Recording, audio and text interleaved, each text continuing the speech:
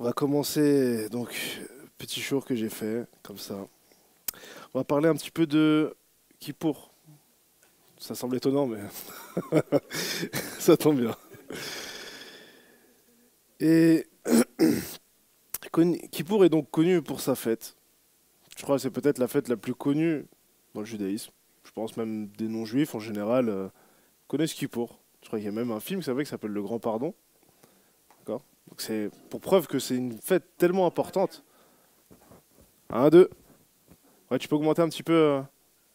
Ça va? Tu peux augmenter, ça si je te dérange pas. Un, deux. C'est mieux comme ça? Je disais, Kippour, c'est une fête, disons, la plus connue du judaïsme. Vraiment, c'est la fête que tout le monde connaît. Et peut-être ce qui est moins connu, mais ce qui a été dit par Ravi tout à l'heure, c'est là où les Bnei Israël ont fauté. C'est pas juste un petit jour comme ça de pardon. Là a eu lieu une horreur, si l'on peut dire ainsi. Les Bnei Israël, les fils d'Israël, pour lesquels Dieu s'était débattu contre les Égyptiens, ont fait un veau d'or. Ont quelque part changé de Dieu. Ils ont dit, voilà, c'est vrai, Hachem, tu nous as sortis d'Égypte, mais maintenant, la première chose que tu nous as dit, tu ne feras pas d'autres dieux, tu ne feras pas de dieu de métal, ni de ce qu'il y a en haut, etc., etc. Et nous, vous savez ce qu'on va faire? Eh ben, on va faire un veau en or. Ça va être super. Et là, je ne sais pas si vous vous rendez compte, mais là, pendant 40 jours et 40 nuits, Moshe, il était là-haut, et Dieu lui a pris la Torah. Et à la fin, il a fait, ah là, alors la dernière leçon que tu dois apprendre, c'est ceci, cela, ceci, d'accord? Moshe essaie de comprendre et tout, et puis à la fin, il a dit, tu as compris? Oui, c'est bon, j'ai compris, très bien. Alors, ce que tu vas faire maintenant, c'est que tu vas descendre parce que le peuple a fauté. Attends, parce que là, je viens d'apprendre 40 jours et 40 nuits, de choses à apprendre. Et maintenant que tout a été appris, je dois descendre et rectifier ce qui a été corrigé, ce qui a été fait, corriger ce qui a été fait. Et donc, faut se rendre compte de la chose. C'est comme si vous enseignez quelqu'un, vous l'enseignez tout ce que vous savez, et voilà que vous rentrez dans la classe et c'est le boxon. Vous vous concentrez. Je vais essayer d'apprendre à ces élèves le français, les mathématiques, et je donne du cœur à ça. Apprenez, machin, etc. Et de toi, tu es un bon élève, vas-y. Je vais t'apprendre à toi, tu leur apprendras à eux. Et donc, une fois qu'il a compris, ça a été dur, etc. Et c'est un peu battu, entre guillemets, avec lui-même pour apprendre cette Torah. Voilà que la classe, c'est le boxon. Ça jette des craies, Serbacane, bon, toute la tiraille qui connaissent un petit peu. Et donc, la grande question qui est là-bas, c'est comment faire un bon kippour? Ce qui est une grande question. On fait kippour, on fait kippour, mais comment faire un bon kippour? On peut être là, être présent sans faire cette bonne chose, d'accord, qui est cette capara quelque part, cette expiation. Vous savez, il y a plein de choses, des fois on est là, mais on n'est pas là. Il y a plein de choses où des fois Dieu a mis des choses devant nous, mais on ne les voit pas. Comme Agar qui avait le puits devant elle depuis le début, mais qui ne l'a pas vu. Pourquoi ses yeux ne s'étaient pas ouverts? Elle n'avait pas le cœur préparé. Alors que la question elle est comme ça, comment faire un bon kippour? Que ce soit pas juste une journée en plus, mais quelque chose où maintenant vous allez ressortir avec, si l'on peut dire ainsi, des habits neufs. Vous déchirez les anciens décrets, ça s'envole et on recommence à zéro. Et c'est la question que j'essaie de poser aujourd'hui. Alors, Kippour, c'est quoi exactement? Certains répondront l'expiation. Très bien alors. L'expiation, qu'est-ce que c'est exactement? Ça passe par quoi, Kippour? A priori, comment? Reconnaître sa faute. Très bien. Est-ce que parce que tu reconnais ta faute, que demain tu vas pas la refaire? Franchement, je connais plein de gens qui regrettent leur faute. La plupart des gens regrettent leur faute. Ils sont pas à dire ouais c'est super, je suis colérique, moi personne ne marche dessus, machin, etc. Ils savent les dégâts quelque part de leur colère. Voilà que la personne se met en colère, il voit qu'il blesse les gens. Des fois, c'est plus fort que lui. Tout de suite, tac, et puis il se calme un peu. Je dis, purée, j'ai un peu abusé. J'aurais peut-être pas dû en arriver jusqu'à là. Et voilà que là, franchement, j'ai pas assuré. Mais quand même, ça ne veut pas dire que le lendemain, il ne le refera pas. Alors, Kippour, c'est quoi? La Teshuvah. Mais si vous n'avez pas le bélier, vous n'avez pas de Kippour. Alors, l'expiation, si on peut commencer un petit peu à répondre à la question. L'expiation, elle commence par deux choses. La Teshuvah et la chose à payer. Et si vous en manquez un, vous n'avez pas encore expié. Il ne suffit pas de regretter le vol pour que le voleur et le volé soient quittes. Tu as volé sa maison, tu as squatté sa maison, tu pleures, excuse-moi, franchement, je sais pas, il fait froid dehors et tout, etc., mais tu restes à la maison, je comprends que le gars va dire t'es mignon, mais si vraiment tu t'excuses, il faut partir. Et donc, il faut deux choses. Il faut, d'une part, s'excuser, c'est vrai, ça c'est la teshuva, revenir, mais en plus de cela, il faut payer la chose qu'on a cassée, réparer. Et alors, c'est expié. Et alors, vous êtes blanc comme neige, comme s'il n'y avait rien eu. Poursuivons un petit peu.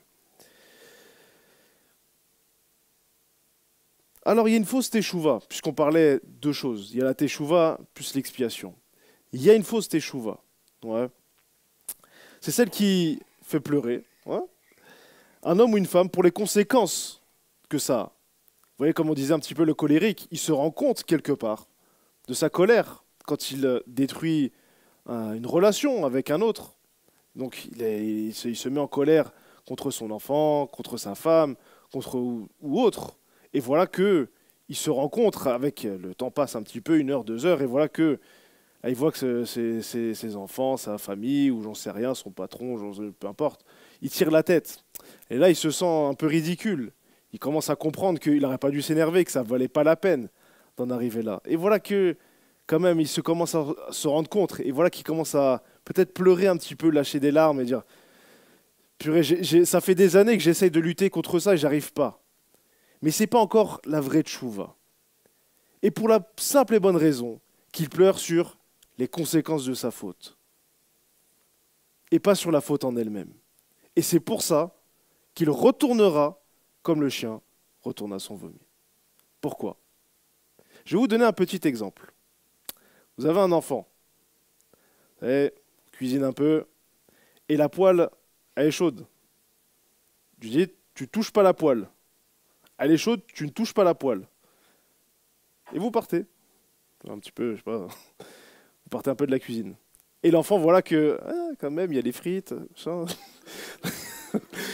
Il touche la poêle. Ah, j'ai mal, il pleure. Ah, papa, j'ai mal, pourquoi? Non, non, non.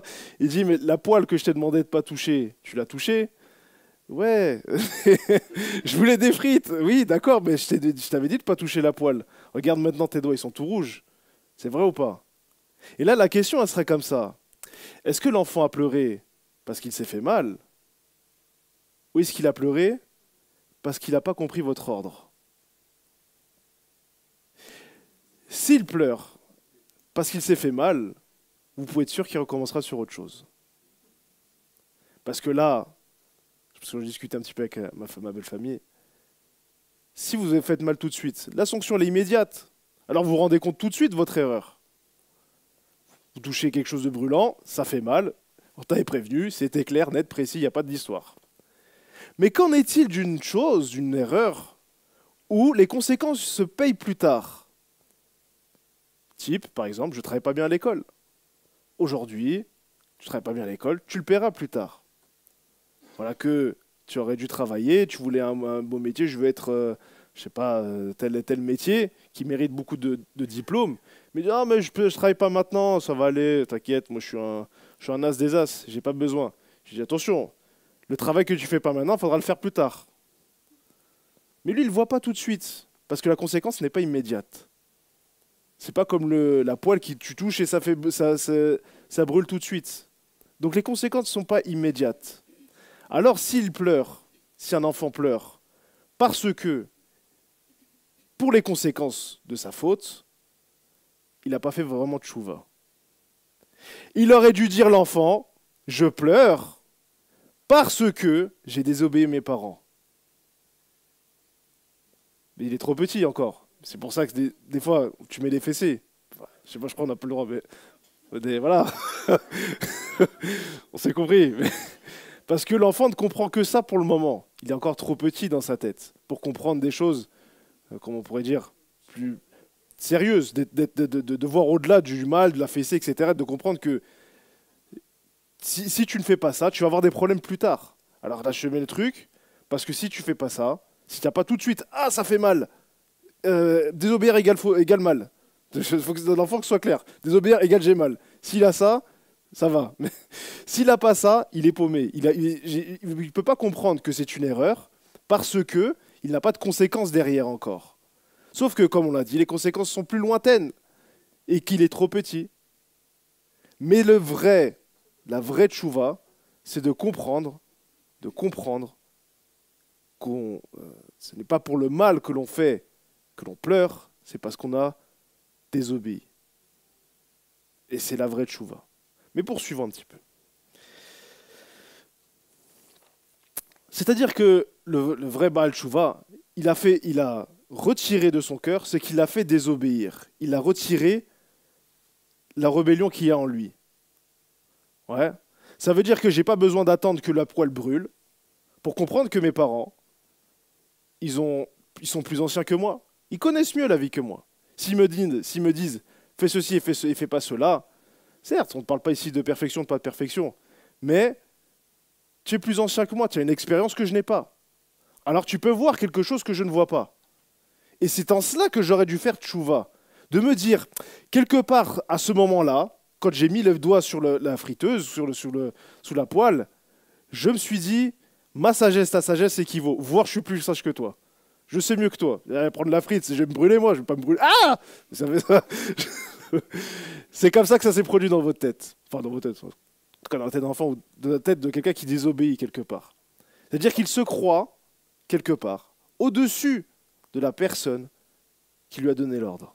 Il dit, cet ordre que tu m'as donné, elle ne vaut pas grand-chose.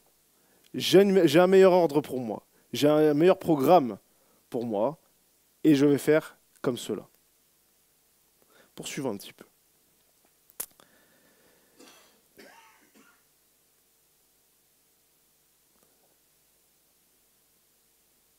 Puisqu'on parlait un petit peu de Kippour, je parlais un petit peu des parents, de l'obéissance, etc.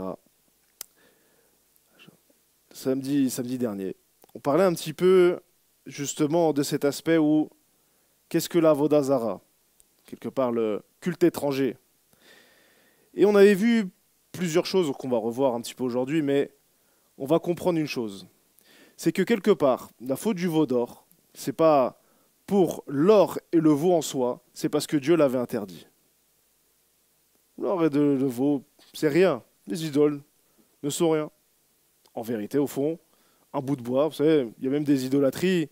On pouvait se prosterner devant un arbre. On n'avait pas le droit de se prosterner devant un arbre. Si l'arbre était, même selon la Torah, l'arbre était voué à l'idolâtrie, il fallait le couper. Mais l'arbre, qu'est-ce qu'il a fait? Il n'a rien fait, l'arbre, le pauvre. T'es là. Ou la stèle, il y avait des stèles, des choses comme ça. C'est pas l'idolâtrie en soi qui est mauvaise. C'est quelque part, tu as désobéi à Dieu. Dieu t'a dit explicitement, la première parole la première, même pas la fin, ouais, je m'en souviens plus. Ah oui, la fin, ouais. Non, la première, il t'a dit, je suis l'Éternel qui t'a sorti du pays d'Égypte. Tu ne te feras pas d'idole. Et voilà que, comme si tu commences l'enseignement, la première chose que tu as dit, du shalom, et le tu parles de guerre. C'est la première, je t'ai même pas dit quelque chose de profond. La première, tu as déjà obéi là-bas. Et c'est en ça que c'est la rébellion qui a été là-bas, qui a été, comment on pourrait dire, tellement dégoûté de Dieu. C'est en cela que cela constitue une idolâtrie. Mais poursuivons un petit peu. On a vu un petit peu, la Gemara se pose la question, tout parlant des lois universelles, des lois noachides. Il y a une interdiction à la Vodazara, de faire le culte étranger. Et la Gemara se pose la question, où est-ce qu'il y a cette interdiction, puisque pour les nations, universellement plutôt, on va dire. Puisque l'Éternel lui-même, pour Israël, c'est clair, c'est marqué noir sur blanc, mais pour, comment on pourrait dire, les nations, où est-ce que c'est marqué? Et il y a toute une discussion là-bas, jusqu'à que vienne un rabbin qui dit, qui parle donc de la Genèse 2, 16, pardon, donc Genèse chapitre 2, verset 16, où il dit comme ça là-bas, et il leur donna l'ordre, il leur donna, pardon, Hachem Elohim, donc Hachem le Tout-Puissant, enfin, Hachem Elohim, comment on dit ça? Hachem Elohim, quoi. L'éternel Dieu, je crois qu'ils traduisent comme ça, l'éternel Dieu. Et il leur donna l'éternel Dieu sur l'homme. De toutes les arbres du jardin, tu mangeras, mais de l'arbre de la connaissance du bien et du mal, tu ne mangeras pas. Ouais. Et les rabbanim, ils disent de là-bas juste ce mot. Et il leur donna Hachem Elohim sur l'homme. C'est l'interdiction de la Vodazara. Interdiction d'idolâtrie. Mais pourquoi la Gemara se dit cela? Alors pour plusieurs choses. Mais on va voir l'essentiel ici. Donc, on va voir ensemble le verset. Il dit comme ça, Vaïtsav Hachem Elohim ala Adam. D'accord? Il aurait dû dire, posons les choses clairement, il aurait pu dire, Vaïdaber Hachem ala Adam les morts. Et voici l'Éternel par là, à Adam les morts. Et donc il y a plusieurs anomalies dans ce texte qui est comme ça. Vaïtsav, et il ordonna, Hachem Elohim. Là, il s'est, si on peut dire, revêtu de son habit royal. Il a mis le costard, il a mis l'habit royal, vraiment le protocole. Il a mis tac, tac, je t'ordonne sur toi, de tous les arbres du jardin, tu pourras manger, mais de l'arbre de connaissance du bien et du mal, tu ne pourras pas manger. Et les rabbanim, ils se posent la question là-bas, pourquoi cette formulation a commencé comme cela? Il dit, ah, c'est pour nous apprendre une chose. La mitzvah, l'essentiel de la mitzvah, de la voda d'Hachem, c'est de suivre ses ordres. On est d'accord. Mais pas seulement ça, elle doit être al à Adam, sur l'homme. Alors il est dans la voda d'Hachem. Si elle est égale ou inférieure à d'autres ordres, alors elle devient avoda zara. Je vais vous prendre un exemple. Si moi, je vais pas, on va dire, Dieu m'a envoyé, je vous donne un ordre. Je vous dis, je sais pas, vous gratterez maintenant le pied avec la main droite, le pied de gauche avec la main droite. Quiconque ne fait pas cela est désobéit à Hachem. D'accord? Tout le monde a compris l'ordre, très bien. Tout le monde se gratte avec la main droite sur le pied gauche, très bien. Mais maintenant, quelqu'un vient te dire, regarde, ce que tu peux faire, éventuellement, tu peux te servir de ta main droite, tu prends ta main gauche et tu te grattes, mais le pied gauche. Mais attention, tu as utilisé la main droite, attention, on reste, hein, pas les choses mal. Hein. Bon, un marloquette, alors, est-ce qu'il a désobéi ou non? Bon, je rigole, mais la question, elle est comme ça. Puisque le prophète est venu et qu'il a donné un ordre explicite, il a dit, voilà, vous ferez comme cela, tel ordre, tel ordre. Le deuxième qui est venu, a-t-il la même autorité que le précédent? Voilà, enfin, oui. A-t-il la même autorité que le précédent, voire plus bas, ou égal, ou supérieur, j'en sais rien. Mais quelle est l'autorité de cet homme qui vient dire une parole qui semble aller avec le premier ordre qui a été donné? Quelle est son autorité? Parce que si on ne pose pas cette question-là, alors le Tanakh devient compréhensible. La Bible devient compréhensible. Et ça devient avoda zara. Mais poursuivons un petit peu. Donc, comme on a dit, la mitzvah doit être toujours au-dessus de l'homme. Dieu donne un ordre, elle doit être au-dessus de nous, ce qui symbolise quelque part notre soumission complète à Dieu. De dire, c'est toi qui as raison, Hachem, si tu m'interdis, tu me l'interdis. Si tu me l'autorises, tu me l'autorises. Si tu me l'obliges, je le ferai. Et c'est en ça que la mitzvah doit être au-dessus de l'homme. Quiconque, met la mitzvah au-dessus de lui est un serviteur de Dieu. Quiconque met la mitzvah égale ou inférieure, soit ses envies, soit une autre personne qui va lui parler, lui dire, voilà, par exemple, des fois il y a des contradictions, mais avec, j'en sais rien, des responsables d'autres telle et telle chose. Lui te dit, voilà, à Kippour, bah, tu vas venir travailler, et toi tu lui dis non, c'est Kippour. Et donc, lui, attends, moi j'ai compris, tu es croyant, mais moi je m'en fiche. Moi je te donne l'ordre de venir travailler à Kippour. Marloquette, entre guillemets. Est-ce que je vais faire Kippour? ou est-ce que je vais obéir à l'ordre de mon patron, de mon employé, de responsable? Parce qu'après tout, lui aussi, il a une autorité. Non? Et ça, c'est la vie de tous les jours. Ça veut dire que tous les jours dans votre vie, vous verrez, il y a l'ordre de Dieu et la confrontation à l'ordre de Dieu. Soit un patron, soit des amis, soit ce que vous voulez. Vous aurez toujours la mitzvah et son contraire. Et donc, toute la difficulté de servir Dieu, c'est de rester toujours, que l'ordre soit toujours au-dessus de vous. Mais poursuivons.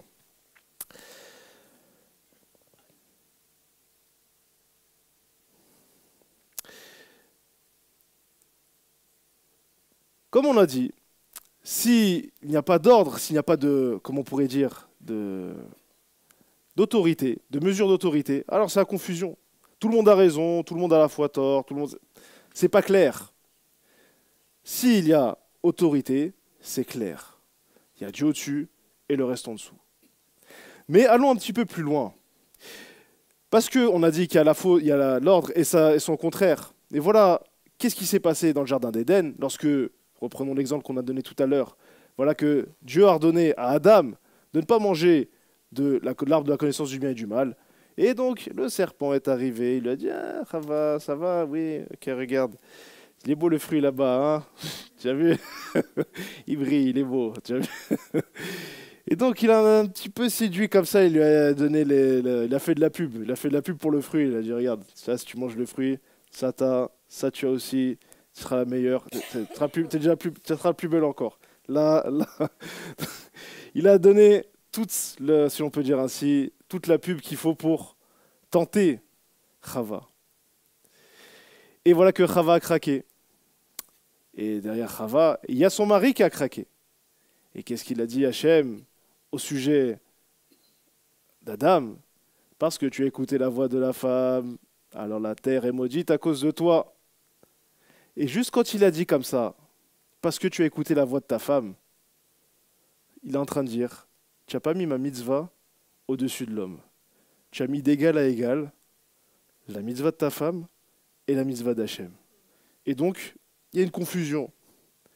Allons un petit peu plus loin. Quand le serpent va voir Chava, il dit, vous avez le droit de manger le fruit là-bas. Il dit, on n'a pas le droit de le manger et on n'a pas le droit de le toucher. On n'a pas le droit de le toucher. Ah, marloquette. Où est-ce que j'ai marqué qu'il n'y a pas le droit de le toucher? Il n'y a jamais eu marqué, tu n'as pas le droit de le toucher. Vient la tradition et nous dit, en fait c'est Adam qui est venu, il a mis une loi barrière. Il a dit comme ça à Chava, tu as vu le fruit là-bas, Hachem m'a ordonné explicitement de ne pas le manger. Mais regarde, on va rajouter une barrière. On va mettre une barrière, comment on peut appeler ça, un truc de sécurité quoi. Une sécurité, une barrière de sécurité. Et on va même pas le toucher. Si tu le touches, alors là déjà, voilà, c'est déjà mort. Ouais. Et voilà que le serpent arrive. Il dit, ah, tu n'as pas le droit de le toucher. Le Midrash raconte qu'il lui a poussé Chava sur le fruit. Et là, elle a touché le fruit. Il a dit, t'as vu, t'as touché. Ah, t'es pas morte. Bah, c'est que tu peux manger. Malin. Et donc, Chava, elle a fait, mais c'est vrai, après tout, machin, etc., etc. Mais réfléchissons un petit peu sur ce Midrash-là. Qu'est-ce qu'il est en train de nous dire? Parce que le Midrash, il conclut comme ça. De là, on comprend qu'il ne faut pas mélanger ce qui est des rabbins et ce qui est de la Torah. Parce que si tu commences à faire les deux ensemble, d'accord, alors tu vas commencer à fauter. Tu vas commencer à penser que les rabbins et la Torah, c'est la même autorité. Alors, si tu transgresses là, c'est pareil que si tu transgressais, si tu allais manger directement.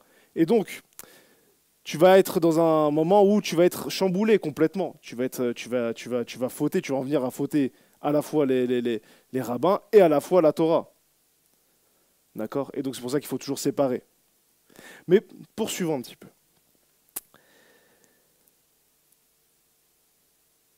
Le Chovot Halvavot,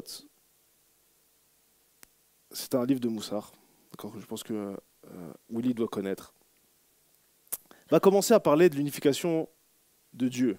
dans son chapitre, donc c'est la porte de l'unification. Il dit comme ça, accomplir l'essentiel de la Avodat Hashem, du service de Dieu, je le cite explicitement, accomplir toutes les actions pour lui uniquement et pour cela, et uniquement pour lui, pardon. Donc c'est accomplir toutes les mitzvahs pour lui, que pour lui. D'accord? Ça veut dire que je ne peux pas manger, reprenons l'exemple de Chava, je ne mange pas le fruit parce que Adam m'a dit de ne pas manger le fruit. Je ne mange pas le fruit parce que Dieu a dit à Adam de ne pas manger le fruit.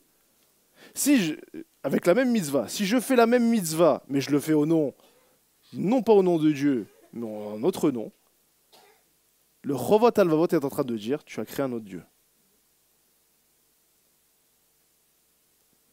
Et c'est l'essentiel de Dieu, l'essentiel de la Vodat Hashem, est de faire au nom de Dieu tout ce que l'on fait que Dieu a ordonné.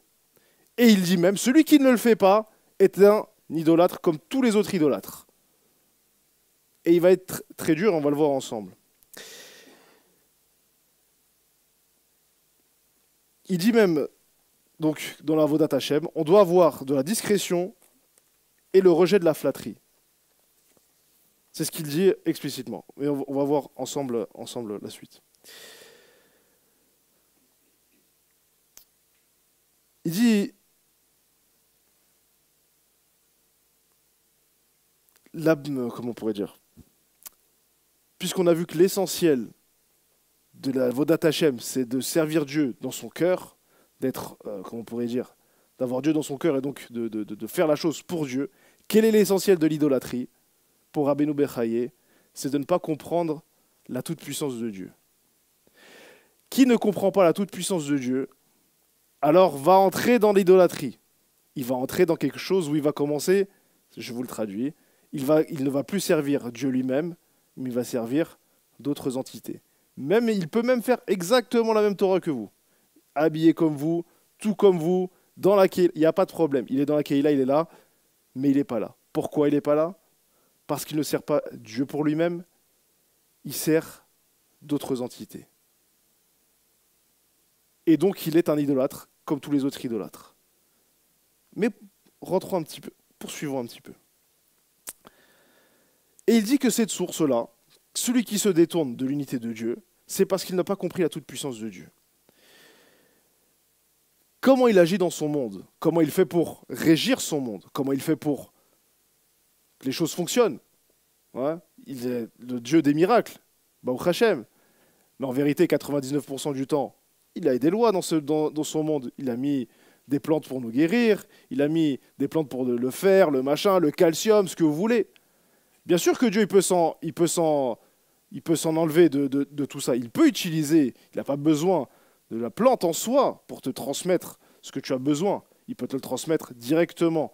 Mais néanmoins, 99% du temps, c'est comme ça. Telle est la loi que Dieu a mis dans ce monde. C'est vrai? Poursuivons. Et donc, l'essentiel de l'idolâtrie, c'est de ne pas obéir à Dieu, de ne pas mettre le commandement de Dieu au-dessus de soi. Et il utilise, comment on pourrait dire, la même chose qu'on a dit tout à l'heure. Donc, comme Chava n'a pas écouté la voix, Adam, toi, tu as écouté la voix de ta femme. Puisque tu as écouté la voix de ta femme, alors maudite est la terre à cause de toi. Ça veut dire qu'il a délaissé le commandement, il lui a donné une place qui n'était plus la sienne. Tel est que Rabbeinu Bechaye, il déduit de là-bas qui dit que l'essence de l'idolâtrie, c'est de ne pas comprendre la toute-puissance de Dieu. Et on va essayer de comprendre plus en profondeur. Et j'ai pas oublié ma question sur Kippour, vous inquiétez pas. Qu'elle soit grossière ou non, une idolâtrie peut passer par une statue. Ça, c'est le plus connu, ce qui s'est passé un petit peu à la fin de la sortie d'Égypte. Voilà que les bénis Israël ont fait une grande statue. Mais il y a aussi des idolâtries plus petites. Et Rabbeinu Bechaye, il est dur avec ces gens-là. D'une dureté, c'était fort, c'était très fort, ça m'a beaucoup pris. Et il dit comme ça, c'est pour ça que dans le Vaïtsav Hashem Elohim ala Adam, et voici que Hashem Elohim a ordonné sur l'homme, Elohim, c'est la toute-puissance. Hachem, c'est tu peux pas le comprendre. Elohim, c'est je suis tout puissant. J'interagis dans ce monde, etc., de diverses manières, par des miracles, par des lois, etc., etc. Et que cette toute puissance-là, que j'ai, moi Hachem, d'accord, ça constitue donc la toute puissance. Et c'est pour ça que quand il a ordonné à l'homme, il est venu en tant que être que je ne peux pas comprendre, toi Adam, tu ne peux pas me comprendre, mais pas seulement ça, je suis tout puissant. Je suis l'être qui a tous les pouvoirs. Je peux te guérir, je peux faire tout ce que tu as besoin. Tu as besoin d'argent, j'en sais rien, je peux te le fournir. C'est moi le tout-puissant. Et c'est en tant que cet être-là qui est venu, il a dit à la Adam, sur l'homme, tu mangeras de tous les arbres du jardin, mais pas de l'arbre de la connaissance du bien et du mal. Mais poursuivons. Ce qui a donné donc naissance à l'idolâtrie, ou les polythéismes, on a dit, c'était justement donc ce reniement de la toute-puissance. Et voilà que Rabbeinu Bechaye va donner 4 choses pour lesquelles, et ça va vous étonner,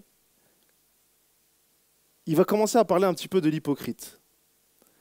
Puisqu'on a dit que, voilà, que l'idolâtre, ce n'est pas seulement celui qui sert les statues. Rabbeinu Bechaye appelle l'idolâtre l'hypocrite. Celui qui fait la mitzvah pour les hommes.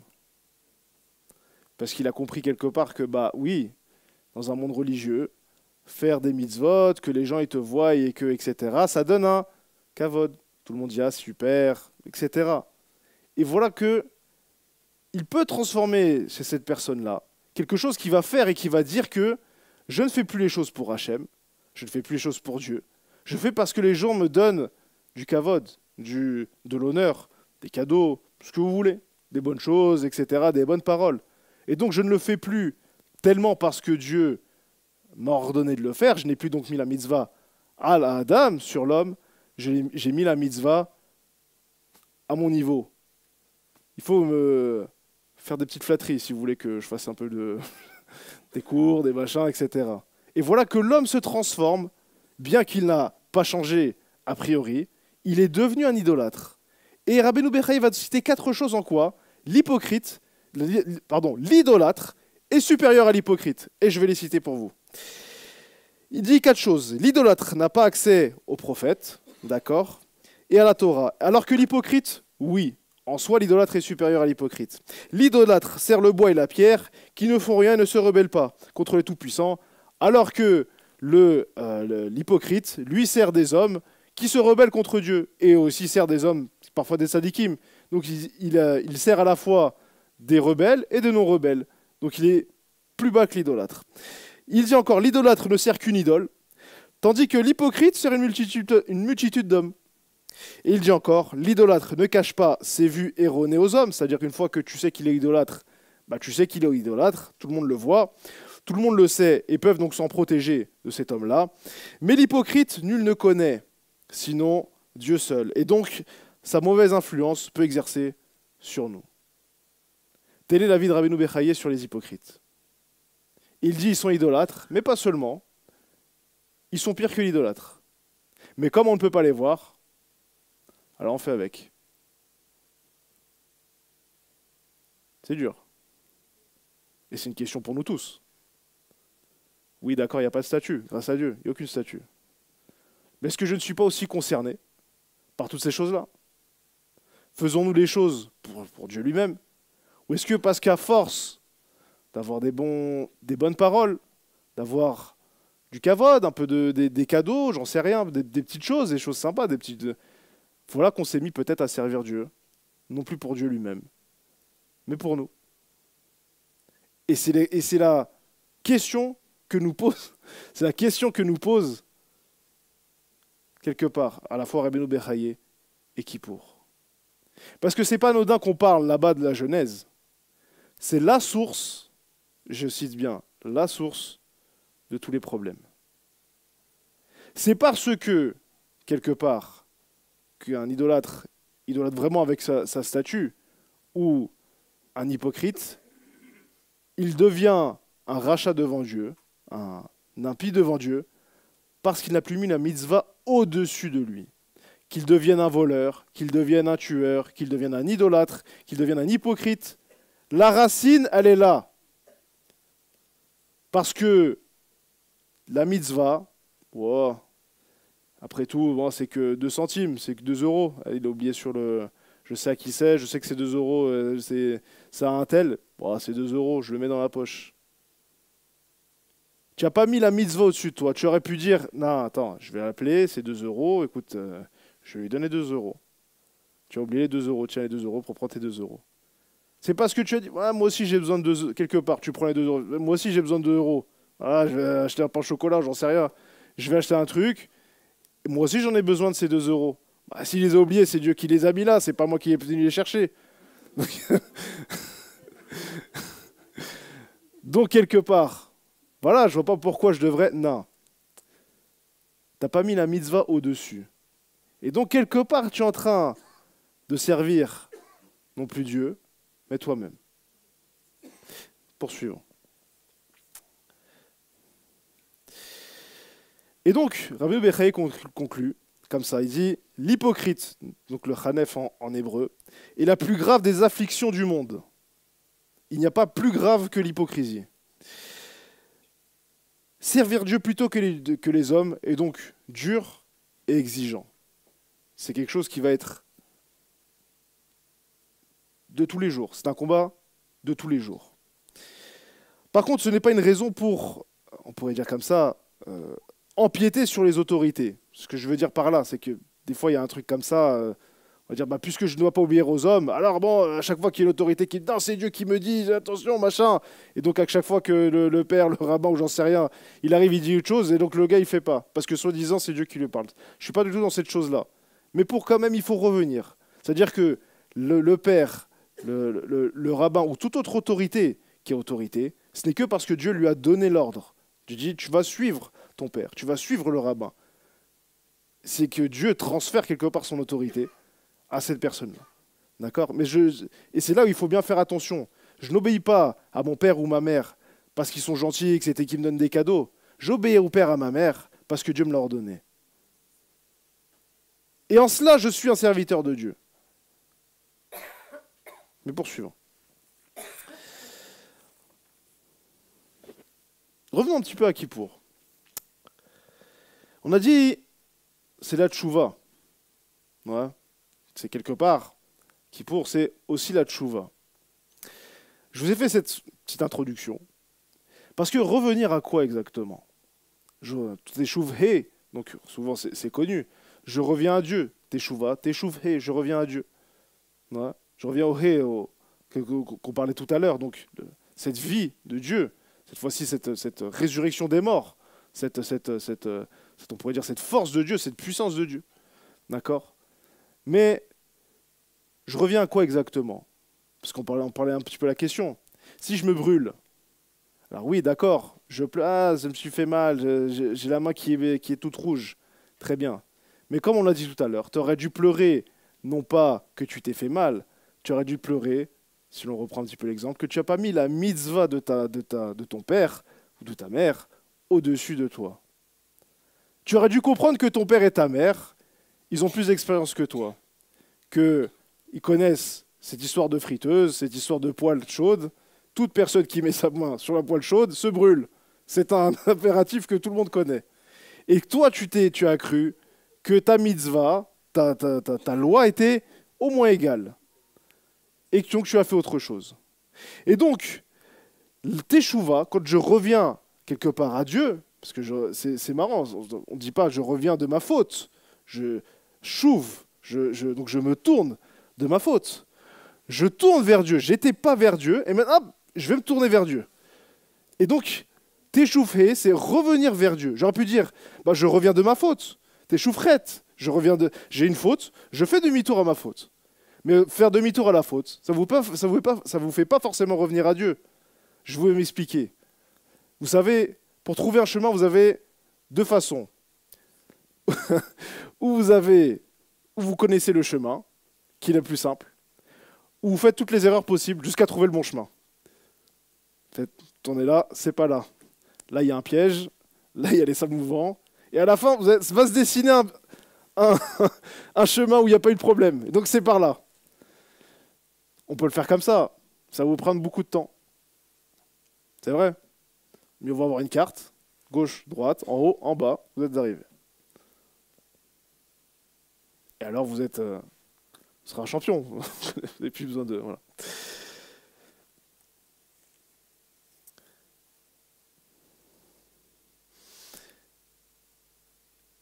Kippour,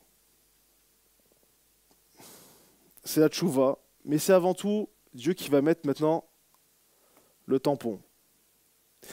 On parlait de la tchouva qui est indispensable à Kippour. On dit si tu n'as pas fait tes tchouvas sur ta faute, si tu ne reviens pas de ta faute, on va voir un peu vers Dieu, mais pour l'instant on va parler juste de la faute. Si tu ne reviens pas de ta faute, le bouc est inutile. C'était juste un peu de folklore, voilà, tu peux, machin, ça t'a plu, super, rentre chez toi, voilà, t'es comme avant, c'est pas de problème, au revoir. Et donc, ce bouc, le bouc qui devait être, enfin les deux boucs qui devaient être envoyés, enfin il n'y avait pas que les deux boucs, il y avait énormément de choses à faire, mais néanmoins, c'est le tampon, le sceau de Dieu qui dit maintenant, c'est fini. Les fautes d'avant, terminées. Terminées. Et c'est pour ça il faut des effusions de sang. Pour dire, vous savez comment, on tamponne avec quoi? Alors, on tamponnait avec de la cire rouge. Comme pour dire, j'ai marqué de mon sang. Vous savez qu'à l'époque, il y a des époques, on marquait du sang du roi pour dire, c'est bien le roi. C'est pas, je sais pas qui a, tac, il notait, etc., etc. Même des fois, il y avait des alliances qui se faisaient, ils se tranchaient une partie du truc et l'autre partie, tac, et puis ils faisaient ça, et donc c'était l'alliance. C'était l'alliance pour dire, bah, on était, voilà, maintenant on est ensemble, deux clans qui faisaient la guerre, et ben on fait la paix, on se fait tac, tac, hop, on fait alliance, maintenant on est ensemble et tout, etc., etc. C'est-à-dire que ce sang, c'est pour sceller et dire, il y a une alliance entre nous à partir de maintenant. Je te promets que c'est fini, cette faute-là. Et c'est ça qu'on veut à Kippour. C'est de dire, maintenant les fautes passées sont terminées. Couvert, fini, au revoir, hasta la vista, sayonara, etc.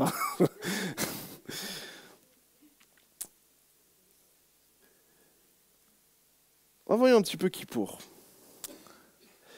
Je vais prendre avec vous. On va aller donc, au Lévitique 16, à partir du chapitre 1 à 3.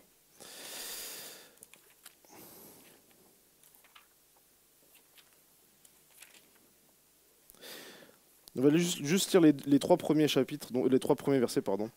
L'Éternel parla à Moshe après la mort de ses deux fils d'Aaron, des deux fils d'Aaron, pardon, qui, s'étant avancés devant l'Éternel, avaient péri. Et il dit à Moshe, signifie à Aaron, ton frère, qu'il ne peut entrer de toute heure dans le sanctuaire, dans l'enceinte du voile, devant le propitiatoire qui est sur l'arche, s'il ne veut encourir la mort. Voici, je me manifeste dans un nuage au-dessus du propitiatoire.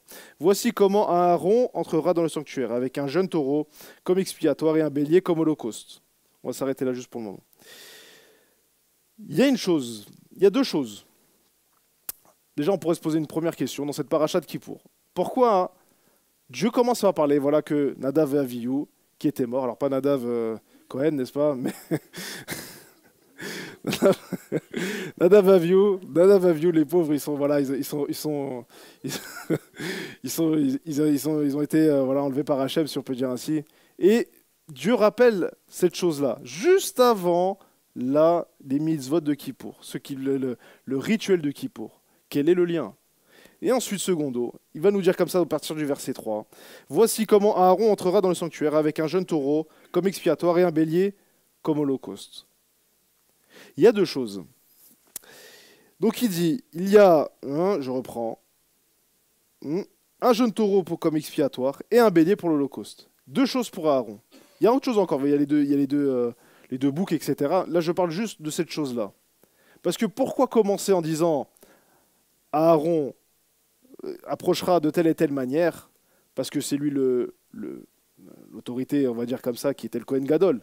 Et donc, à lui d'abord de se rapprocher de Dieu, avant de rapprocher les autres. Comprenez comment ça se passe, on va dire que pour que le peuple fasse tchouva, il faut que les chefs eux-mêmes soient, on pourrait dire comme ça, serviteurs de Dieu. Et alors va s'écouler, comme ça, si on peut dire ainsi, le flux de Dieu, si on peut dire ainsi, la nuée de Dieu. Pourquoi? Parce que on peut faire aussi par le bas, mais c'est plus difficile, parce que comme la personne qui a l'autorité, elle peut dire non à une personne qui est du peuple, alors les choses s'arrêtent là. Tandis que si c'est d'en haut, alors avec le temps, etc., le peuple peut faire tchouva. Mais c'est une autre réponse, mais c'est une autre chose. Mais voilà que deux choses va nous dire la paracha. Un taureau comme expiatoire, donc concernant les fautes d'Aaron. Et ensuite, le taureau et le bélier comme holocauste. Oh là, pour monter. Donc il y a deux choses. Il y a, on pardonne mes fautes dans un premier temps, on pardonne mes fautes, mais c'est pas fini. Une fois que les fautes sont pardonnées, il faut que je monte. Et c'est qu'à ces deux choses-là que je peux m'approcher de Dieu. Si je n'ai que l'expiation de mes fautes, il me manque la montée. Je ne peux pas rester éternellement comme ça à frapper, à dire mes fautes, etc. Il faut, oui, ce moment-là, il faut cette capara-là. Mais une fois que c'est fini, il faut que je monte. Il faut une hola. Il faut que je sois capable de revoir Dieu. Poursuivons un petit peu. Donc, la première phase de la tchouva, la première phase de Kippour, si on peut dire ainsi, c'est d'abord de se purifier de péché pour se rapprocher de Dieu. Donc il faut parler de tchouva, il faut la tchouva, il faut revenir vers Dieu. Et pas simplement sur les fautes qu'on a faites. Il faut revenir sur notre mépris, quelque part, de la mitzvah. Notre mépris de la mitzvah. Alors souvent, c'est parfois pour les hommes, parce que pour Rabbeinu Bechaye qui parle un petit peu des hypocrites. Mais c'est aussi à nous-mêmes. Ça veut dire que quand on gratte un petit peu, même quand on travaille, genre comme ça, un peu hypocrite, pour les hommes, en vérité, l'idole qu'il y a derrière ces hommes-là, vous grattez comme par hasard, tout le temps, et c'est pas que, c'est tout le monde. Il y a une statue à l'effigie de nous-mêmes. Et beau gosse en plus. En or, massif, 3 mètres de haut, des muscles. Et donc, quand on doit revenir à Dieu, il faut revenir à cela. Comprendre qu'on aura toujours en nous-mêmes, avant même que les autres vous flattent, parce que si vous flattent, c'est parce que ça vous fait du bien à vous avant tout. D'accord? Donc quand on sert Dieu, il faut faire abstraction de son idole, des autres, et de se concentrer que sur Dieu. Alors je peux commencer à comprendre ma teshuva. Non pas pleurer parce que j'ai fait une faute ou deux. Bien sûr qu'il y a des fautes. Mais pleurer parce que je ne suis pas au niveau que Dieu a demandé que je sois. J'ai pris Dieu pour mon pote. Moi, il me donne un ordre, moi aussi je donne des ordres, c'est pareil. Voire même, bon, après tout, bon, la Torah, elle n'est pas de ce monde, donc on ne voit pas très bien voilà, les bénéfices du je ne sais pas quoi. Alors, moi, quand je donne un ordre, c'est clair, on voit tout de suite les choses. Donc, moi, quelque part, je suis au-dessus de Dieu. Et c'est sur ça qu'il faut faire tchouva. Et revenir vers Dieu. On a tous, oui, on va dire comme ça, des envies, des choses, etc.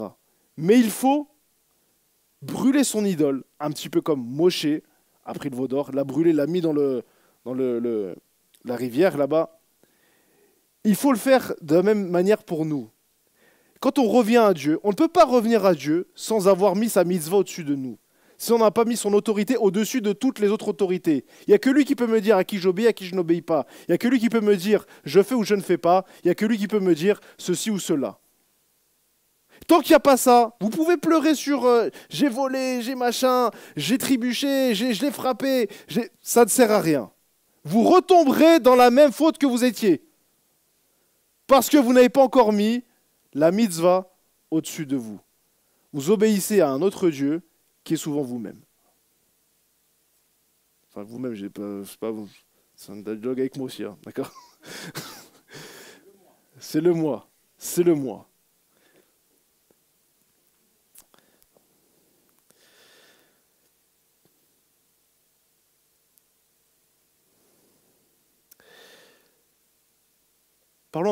Continuons un petit peu sur la tchouva. On a dit d'abord il faut se purifier. Donc il faut pleurer sur cette situation qu'on ne se rend pas compte, qu'on s'est pris quelque part pour Dieu, qu'on s'est pris quelque part pour l'égal de Dieu. Il faut pleurer là-bas et voir un petit peu... Comment dire ça? Bon, il faut y voir là-bas que c'est une idole et que ce n'est pas, on va dire... je sais pas comment tourner la phrase là. Ce moi qui vous grignote, il est très dur de pleurer là-dessus. Parce que on a tous, on va dire comme ça, un bénéfice derrière ça. Oui, on a des choses qu'on adore que bah, c'est pas tout à fait machin, mais bon, ça passe plus ou moins. Et c'est ce côté-là où ça me fait du bien, je machin, etc., etc., sur lequel il faut faire teshuva. Comprendre que Dieu est plus sage que nous. Il comprend d'une manière éternelle les choses. Nous, on comprend d'une manière finie. Tout ce que vous comprenez, les biens, le mal, etc., n'est que d'une manière finie. Dieu voit les choses au-delà du monde. Il voit les choses au-delà de la matière et du temps. Quand il te dit « tu ne mangeras pas de porc », c'est pas juste une histoire pour se démarquer, nous les juifs, il y a les non-juifs, regardez, on a des trucs spéciaux. C'est pas ça l'histoire. Si c'est juste des coutumes sympathiques, on s'en fiche. C'est que Dieu a dit, dans mon éternité, voilà qu'il s'est passé des choses, etc., etc. Et maintenant, de la même manière que je t'ai interdit jadis de manger le fruit de l'arbre de la connaissance du bien et du mal, je t'interdis les crevettes. Ou le porc, puisqu'on parlait du porc. Et de ne pas se dire, non mais, oh, ça va, il mange des crevettes, il ne meurt pas, ça va. La personne, il meurt pas, tout va bien dans sa vie. Non, il faut se dire, j'ai peut-être pas la vision physique que oui, comment on pourrait dire, il ne meurt pas tout de suite, mais en vérité, au fond de lui, il est mort. Mais faire tchouva là-bas, c'est dur mais pas impossible. Mais il faut se dire, il faut appeler l'aide de Dieu vraiment, pleurer, mettre presque de la cendre sur la tête, s'abaisser, se dire mais combien de fois j'ai échoué? Combien de fois j'ai fait mes ordres à moi qui ont échoué? Combien de fois? Et comprendre que Dieu lui-même a donné ces ordres-là pour que toi tu puisses être heureux, d'une part, et que tu obtiennes la vie. Alors oui, ça coûte, mais c'est pas parce que ça coûte. Comment? La santé aussi. Elle donne la santé. Toutes ces mitzvot donnent la santé. Donnent le bien, au-delà même de ce que l'on peut voir. Si tu arrives à admettre ça et à comprendre à quel point tu es loin de Dieu parce que tu t'es cru légal, de comprendre, de mieux comprendre, de sauter par-dessus l'ordre de Dieu, tu as fait un bon kippour. Poursuivons.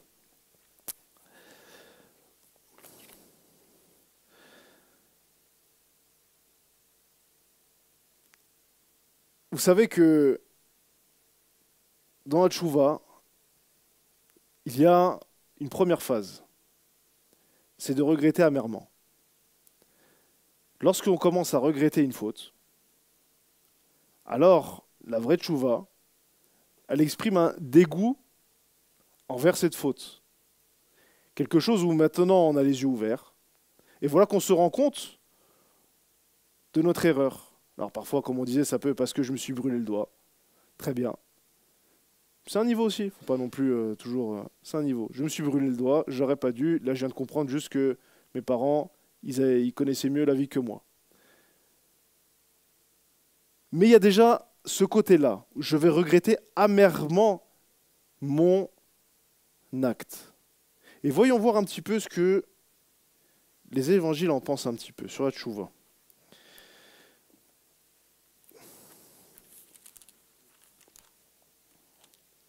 On va aller en Luc 18, à partir du verset, j'ai mis 13-14, verset connu, mais qui est bon de rappeler. Donc sur le publicain et le pérouche.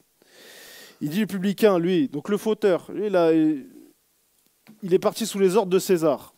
Là que maintenant, presque, on pourrait dire que c'est un traître. Il a pris il a désobéi à l'ordre de Dieu, qui est d'interdiction de compter les Bnei Israël. Pourquoi? Parce que le publicain, il recensait les Bnei Israël, chose qui était, alors pas tout à fait interdite, mais compliquée. Enfin bref, je ne vais pas rentrer dans les détails. Voilà qu'il transgresse l'ordre de Dieu. Il s'est mis pas seulement à transgresser l'ordre de Dieu, il s'est mis sous les ordres de César, au lieu de se mettre sous les ordres des Rachamim, etc., etc. Et donc, voilà qu'il s'est mis, on pourrait dire comme ça, sous l'égide de César. Et voilà ce qu'il disait. Donc le publicain, se tenant à distance, n'osait même pas lever les yeux au ciel, mais il se frappait la poitrine et disant, ô Dieu, sois apaisé envers moi, car qui je suis, quoi? Envers moi qui suis un pécheur, pardon. Je vous le dis, celui qui descendit dans la maison justifiée plutôt que l'autre, c'est lui qui descendit, pardon, justifié plutôt que l'autre. Car quiconque s'élève sera baissé, quiconque et celui qui s'abaissera sera élevé. Pardon, excusez-moi. Qu'est-ce qu'il y a dans cette chouva? Qu'est-ce qui est le publicain? Qu'est-ce qu'il a de tellement spécial? Qu'est-ce qui fait que lui, vraiment, il a une teshuva extraordinaire? Pourtant, fauteur, mais d'une faute. Est-ce qu'il y a pire qu'un traître? Je ne sais pas s'il y a pire qu'un traître. Comment? Je crois que dans la version, il disait pas entrer en retrait. Ouais, c'est vrai. Mais là, il dit comme ça. Il n'osait même pas regarder les yeux au ciel. D'une part. Et là, il n'a pas dit je jeûne, je machin. Il a dit je suis un fauteur. Voilà, je suis quelque part. Je vais dire comme ça, je suis nul. J'arrive pas. J'ai fait mes ordres à moi. Et voilà que je me retrouve dans les gros embarras. Je suis un gros fauteur. Et juste cette petite phrase-là, bien qu'il soit loin de Dieu, qui était beaucoup plus loin que le Pérouche là-bas, qui lui, bien sûr qu'on pourrait dire, voilà, tu t'es un peu grossi, etc., etc. Tu dis, ouais, je jeûne, etc., etc. Mais dans les faits, on va pas se mentir, le publicain était tellement beaucoup plus loin que Dieu. Mais voilà que juste en disant cette phrase, dans son cœur, qui a reconnu quelque part que les ordres de Dieu, soit il s'en fichait, soit c'était pas très important, que là maintenant il est revenu vraiment vers Dieu. Je suis un pécheur. Pourquoi il n'a pas précisé une faute en particulier? Pour dire bien évidemment qu'il veut revenir à Dieu. Il a compris non pas qu'il a une faute à gauche, une faute à droite, tout le monde en a. Je reviens vers Dieu. Je suis un fauteur. Et donc en cela, il s'est rendu compte, si l'on peut dire ainsi, de sa tsaharat. Il s'est rendu compte de sa lèpre. Il a vu sa lèpre.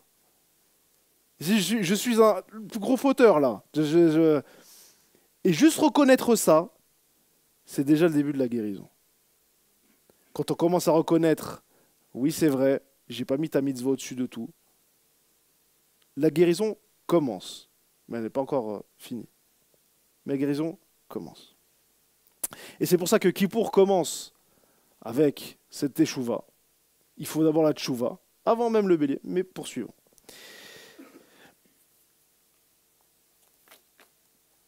C'est connu aussi. Kippour, on l'a dit tout à l'heure, c'est le moment où Dieu a pardonné au peuple son idolâtrie. Et c'est un peu, comment on pourrait dire, pas anodin, mais on va voir ensemble qu'il y a plusieurs alliances. Juste dans la première année des Bnei Israël de leur sortie, il y a plusieurs alliances. Et on va le voir ensemble.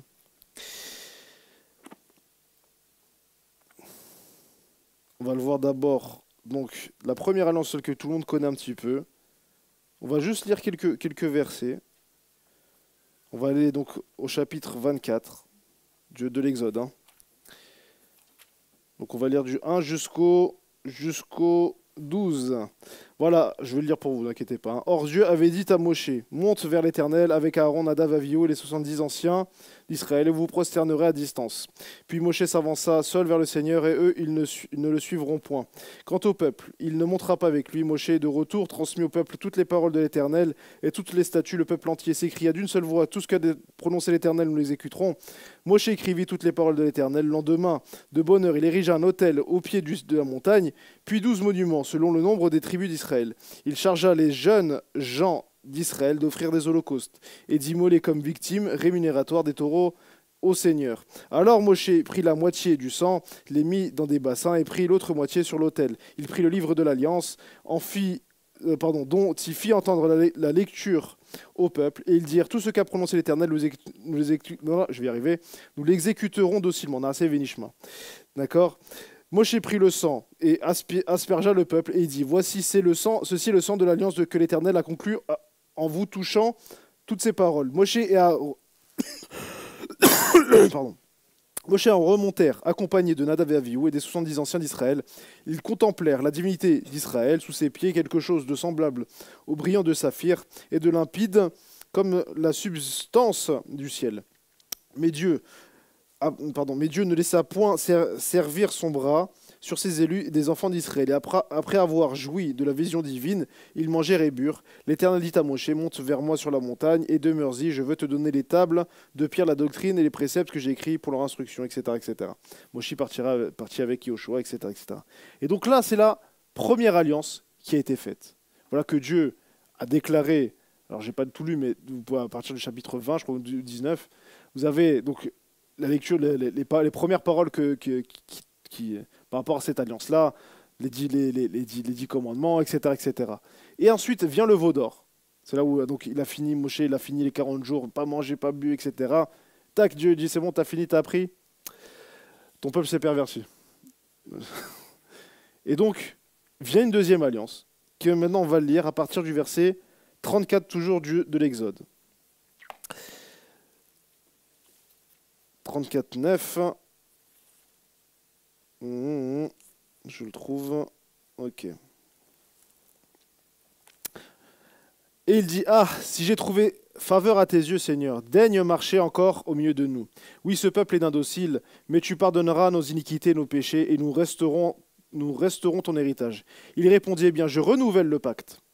Et là, à la face de tout ton peuple, je ferai des prodiges qui n'ont encore été opérés dans aucun autre pays, chez aucune autre nation, et tout le peuple qui t'entoure verra combien est imposante l'œuvre de l'Éternel, que j'accomplirai par toi. Mais prends garde à ce que je te commande maintenant aujourd'hui. Voici, j'écarterai de devant toi l'Amoréen, le Cananéen, le Héthéen, le Phérézien, le Révéen, le Jébuséen. Garde-toi de contracter alliance avec les habitants du pays, et que tu vas occuper. Ils deviendraient un danger au milieu de toi. Au contraire, vous renverserez leurs autels, vous briserez leurs monuments, vous abattrez leurs bosquets, car tu ne dois pas te courber devant une divinité étrangère. Parce que l'Éternel a pour nom jaloux, c'est un Dieu jaloux. Garde-toi de faire alliance avec l'habitant de ce pays, prostitué au culte de ces dieux. Il leur sacrifierait, il te convierait à ses sacrifices et tu en mangerais. Puis tu choisirais parmi ses fils et des épouses pour tes filles, et ces fils adonnant au culte de leur Dieu. Entraînerait tes fils dans leur culte. Tu ne te fabriqueras point de dieu de métal. Observe la fête des matzot. 7 jours tu mangeras des matzot, comme je te l'ai prescrit, à l'époque du mois de la germination, car c'est dans ce mois que tu es sorti de l'Égypte. Toutes prémices, tes entrailles sont à moi. Tout ce qui est dans ton bétail naîtrait mal. Premier-né de la vache ou de la brebis. Premier-né de l'âne, tu le rachèteras par un agneau. Sinon, tu lui briseras la nuque. Tout premier-né de tes fils, tu le rachèteras. Ils ne paraîtront point devant moi sans offrande. 6 jours tu travailleras. Le 7e jour, tu te reposeras. Labourage et moisson seront interrompus. Tu auras aussi une fête des semaines pour les prémices de la récolte du froment, puis les fêtes de l'automne au renouvellement de l'année. 3 fois l'année, tous tes mâles paraîtront en présence du souverain de l'Éternel, Dieu d'Israël. Car je déposséderai ces peuples à cause de toi et je reculerai ta frontière. Et cependant, nul ne convoitera ton territoire quand tu t'achemineras pour comparaître devant l'Éternel ton Dieu 3 fois l'année. Tu ne feras point couler en présence du pain levé le sang de ma victime, ni ne différeras jusqu'au matin le sacrifice de cette victime pascale. Le prémices nouvelles de la terre, tu les apporteras dans la maison de l'Éternel ton Dieu. Tu ne feras point cuire un chevreau dans le lait de sa mère. L'Éternel dit à Moshe: consigne ces paroles, ces paroles, car c'est dans ces conditions même que j'ai conclu une alliance avec toi et avec Israël. Et il passa là avec le Seigneur 40 jours et 40 nuits. Il ne mangea point de pain, ne buvant point d'eau. Dieu écrivit sur les tables les paroles de l'alliance, les 10 commandements. Or, lorsque Moshe redescendit du mont Sinaï, tenant en main les 2 tables du statut, il ne savait pas que sa peau la peau de son visage était devenue rayonnante lorsque Dieu lui avait parlé. J'ai pris exprès tout ça. Pourquoi? Quel est l'intérêt de faire une nouvelle alliance? C'est une grande question. On va pas refaire une alliance à chaque fois que tu as transgressé. On va pas sortir. D'accord? Quel est l'intérêt de refaire une alliance? Et bien on va voir que ça a un lien avec Kippour. Mais pour l'instant, on va voir une troisième chose. Parce que certes, il a conclu deux alliances. La première année de la sortie d'Égypte. Mais il est monté 3 fois à Moshe. Et on va le voir ensemble. Là, cette fois-ci, on va le voir donc dans le Deutéronome, chapitre 9, versets 5 à 29. On va relire encore. Hein. Hop, de toute façon, vous n'êtes pas pressé normalement. « 9, 5 à 29. On va les compter ensemble. Hein. Non, ce n'est pas à ton mérite ni à la droiture de ton cœur que tu devras la conquête de leur pays. C'est pour leur iniquité que l'Éternel ton Dieu dépossède ces peuples à ton profit, et aussi pour accomplir la parole qu'il a jurée à tes pères Abraham, Isaac et Jacob.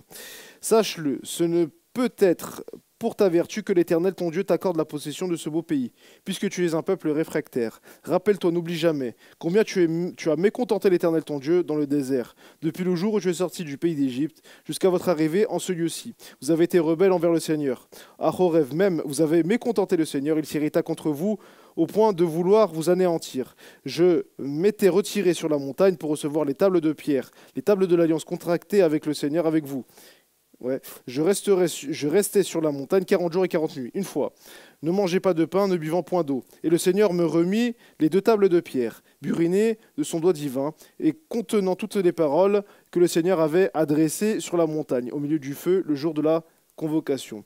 Ce fut au bout de 40 jours et 40 nuits que le Seigneur me remit les 2 tables de pierre, tables de l'Alliance. Et il me dit, va, descends d'ici en toute hâte, car on a perverti ton peuple que tu as conduit hors d'Égypte. Ils ont promptement abandonné la voie que je leur avais prescrite, ils se sont fait fabriquer une idole. Puis l'Éternel me parla ainsi, j'ai observé ce peuple, or c'est un peuple rétif. Laisse-moi, je veux les anéantir, je veux effacer leur nom sous le ciel et faire naître de toi une nation plus grande et plus nombreuse que celle-ci. Et je redescendis de la montagne qui était alors en feu, tenant les 2 tables d'alliance avec mes 2 mains. Et je vis qu'en effet, vous aviez péché contre l'Éternel votre Dieu, et vous étiez fait un veau de métal, prompt à quitter la voie que le Seigneur vous avait indiquée. Et je saisis les 2 tables, je les jetai de mes 2 mains, je les brisai à vos yeux. Puis je me prosternai devant le Seigneur, restant comme la première fois 40 jours et 40 nuits, donc là c'est la 2e fois. D'accord, sans manger de pain ni boire d'eau, à cause du grave péché que vous avez commis, en faisant ce qui déplaît au Seigneur, ce qui devait l'offenser. Car j'étais effrayé de cette colère et de cette indignation dont le Seigneur avait été animé pour votre perte. Mais cette fois-là encore, le Seigneur m'exauça. Aaron aussi avait gravement irrité l'Éternel qui voulait l'anéantir. J'intercédais pour Aaron aussi en ces temps-là. Et votre ouvrage impie, ce veau que vous avez fabriqué, je m'en saisis, je le jetai au feu, le mis entièrement en pièces et le réduisis en menu poussière.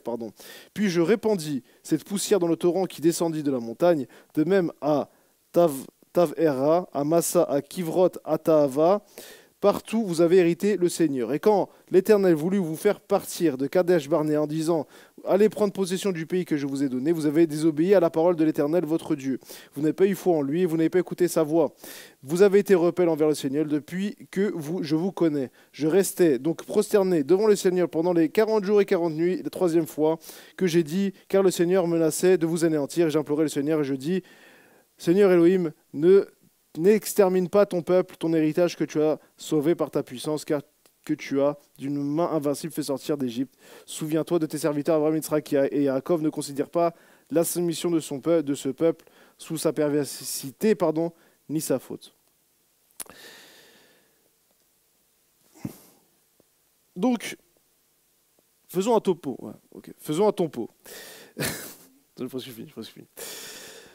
Faisons un topo. Il y a 2 alliances, 3 montées.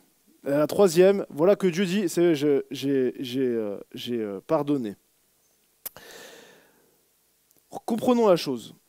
La repentance ne passe pas sans un renouveau de l'alliance. C'est-à-dire, qu'est-ce que Kippour, normalement, au fond du cœur de chacun? c'est Dieu qui prend la Torah. Elle est belle. Ouais. Tac. Tac, dans ta figure.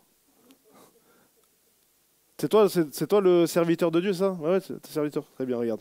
Regarde là. Devant toi. Pour te dire que la mitzvah que Dieu t'a mis, la royauté avec laquelle il est arrivé, c'est pas vrai. T'as pas respecté. Mais voilà que Dieu dit, regarde. Ah, qu'est-ce qui... Il y a une nouvelle. C'est incroyable. Là, je te la redonne. Fais très attention. Elle ressemble à l'ancienne, mais c'est une nouvelle. Nouvelle version, il y a des nouvelles choses. Fais très attention à celle-là. L'autre, elle est impure. Maintenant, tu l'as brisée, tu l'as, par tes fautes, tu l'as complètement mis, on va dire, voilà, c'est devenu quelque chose d'infect. Je t'en redonne une. Fais-y attention. Mais revenons à notre première question. Pourquoi refaire une alliance? Parce qu'une alliance, comme on a dit, si on refait à chaque fois qu'on faute une alliance, on ne va pas s'en sortir. Si on remarque bien la seconde alliance qui a été faite, il y a des choses qui ont été ajoutées, des barrières qui ont été mises en plus. C'est-à-dire que là, Dieu n'a pas seulement dit « vous ne ferez plus Dieu », même le contrat avec les peuples là-bas, vous ne le ferez pas. Je vous connais. Déjà, seul, c'est compliqué, mais alors si en plus vous avez des gens « ouais, viens, on fait la fête, t'inquiète, me ramène whisky, machin, etc. » avec « t'inquiète, tu te prosternes devant, tu viens, t'inquiète, ça va vite. » Donc Dieu a rajouté quelque part une clause, il a dit « j'accepte leur pardon à condition de renouveler l'alliance. » Et il y aura des clauses supplémentaires qui vont protéger la première barrière. C'est quelque part des premières lois barrières qui n'ont pas été faites par les hommes, mais par Dieu lui-même. Qu'est-ce que la repentance, la vraie? Une fois que vous avez pleuré pour Kippour, je reconnais un homme qui a fait repentance quand il fait des barrières sur ses fautes. Que la faute lui paraît tellement abjecte, tellement c'est repoussant, qu'il se met très loin de la faute. Voilà qu'un jour, il a, je sais pas, trompé sa femme. T'inquiète, c'est pas moi. C'est un exemple. Il a trompé sa femme. Et donc il va se dire, puisque j'ai trompé ma femme, peut-être que j'étais trop léger. Alors je vais me mettre très loin de la faute. De sorte que je n'arrive pas ici à dire, ah, je vais tomber. Je vais me mettre très loin de la faute. De sorte que je m'aime un petit peu de ce qui ressemble à cette faute ancienne. Je ne veux même pas savoir. Et alors là, je suis sûr et certain qu'il a fait tchouva. Comme le temps avance, on va essayer d'avancer un petit peu plus vite. Parce qu'on a parlé pour l'instant que de la tchouva, malheureusement.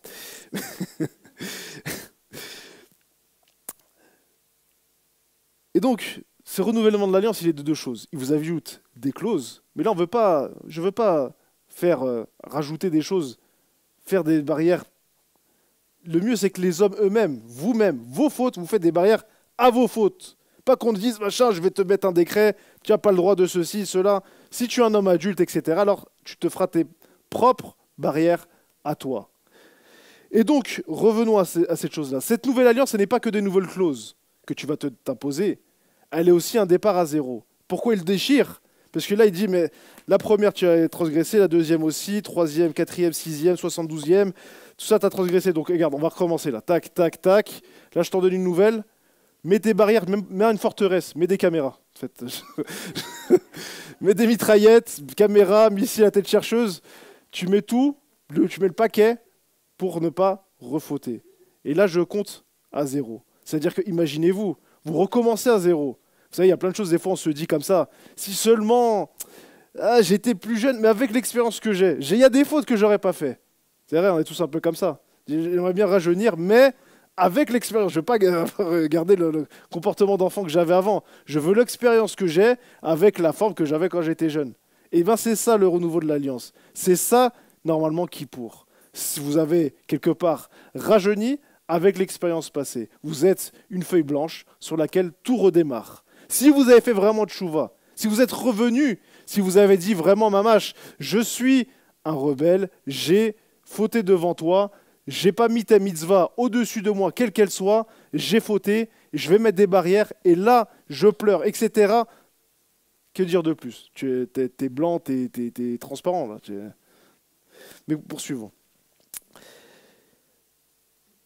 On va aller brièvement avec Maïmonide. Maïmonide dit comme ça, justement, que la teshuva, elle doit venir par cette chose-là. La personne, mettre des grandes barrières sur sa faute, c'est passé. Voilà, qu'il faisait une faute et qu'il s'éloigne très très loin, qu'il ne la refait, mais plus jamais. S'il ne la refait plus jamais, alors, pour de vrai, il a fait teshuva.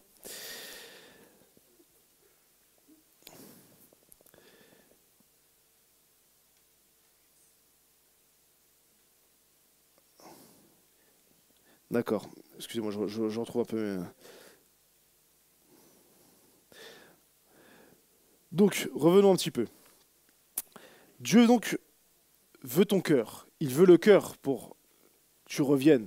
D'accord? C'est la première condition, on a dit, c'est la repentance. Il veut ce cœur-là, là-bas. Et donc, il veut que tu sois sans cesse pour lui. Que toutes les mitzvot, pourquoi il t'a donné beaucoup de mitzvot, etc., etc., il veut sans cesse que tu penses à lui. Il veut qu'une fois que tu as mis les mitzvot au-dessus de toi, que tu sois sans cesse en train de penser à lui. Alors c'est pour ça que tu as toujours les mitzvot à gauche, à droite, en haut et en bas, pour que tu puisses être vivant pour Hachem, que tu puisses toujours pratiquer quelque chose. Alors, maintenant qu'on a compris ça, que c'est ça la vraie teshuva, tu peux apporter l'offrande. L'offrande, elle va compter pour toi. C'est-à-dire que la teshuva, c'est pas l'essentiel de Kippour. Pourquoi? Parce que si tu fais teshuva, t'es pas obligé de la faire à Kippour. Tu peux faire teshuva n'importe quand. La vraie Kippour, c'est l'expiation. C'est-à-dire que maintenant que tu as fait teshuva, tu es resté. Même tu peux faire teshuva en mars. Voilà que maintenant, Kippour va mettre le tampon. Tu as été sage jusqu'en mars. De mars jusqu'à aujourd'hui, tu as été sage. On va prendre le bouc et on va mettre le tampon définitif. Adjugé, acquitté. Blanc comme neige. Et alors pourquoi il te faut un bouc? Pourquoi il te faut toutes ces choses-là? C'est pour te dire, une fois que tu as fait tchouva, tu es revenu, il faut maintenant que tu payes, puisqu'on parlait un petit peu de ça tout à l'heure. Il faut payer cette faute que tu as faite. Il ne suffit pas de dire, je pleure parce que je t'ai volé, voilà, je suis un épicier, tu m'as volé, tu m'as braqué, voilà, vraiment, je suis triste, je suis désolé, il pleure, genre, vraiment, je suis nul, voilà, machin, etc., etc. Alors, maman, je me dis, mais pourquoi il vient? S'il est venu, c'est qu'il a quand même un minimum de regrets. Il aurait pu très bien ne plus me revoir, etc. Néanmoins, ça ne veut pas encore dire qu'il a réparé. Et les sous qui me manquent, il me les manque toujours. C'est vrai. Alors pour réparer la chose avec Dieu, il faut envoyer un bouc. Ça veut dire que quelque part, on ne va pas te demander à toi de, on va dire, payer cette somme-là, mais on va envoyer un mandataire pour payer ta somme. Et tu te débrouilles avec le mandataire, entre guillemets. Le mandataire, c'est le Kohen Gadol, et lui va te dire, je vais acquérir un bouc pour Kippour, mais en vérité, toute l'année, vous allez payer tous les sacrifices qu'on doit faire. Et c'est en cela qu'il envoie le bouc. C'est-à-dire que le lien entre le peuple et le Kohen Gadol, il est comme ça. Oui, le Kohen Gadol, aujourd'hui, t'envoie le bouc. C'est lui qui l'acquiert, il l'envoie pour toi, il n'y a pas de problème. Par contre, le reste de l'année, c'est à toi d'envoyer, d'entretenir le Kohen Gadol. C'est comme cela qu'on devient, mamash, on fait un vrai retour. On forme une équipe. Ok, on va couper.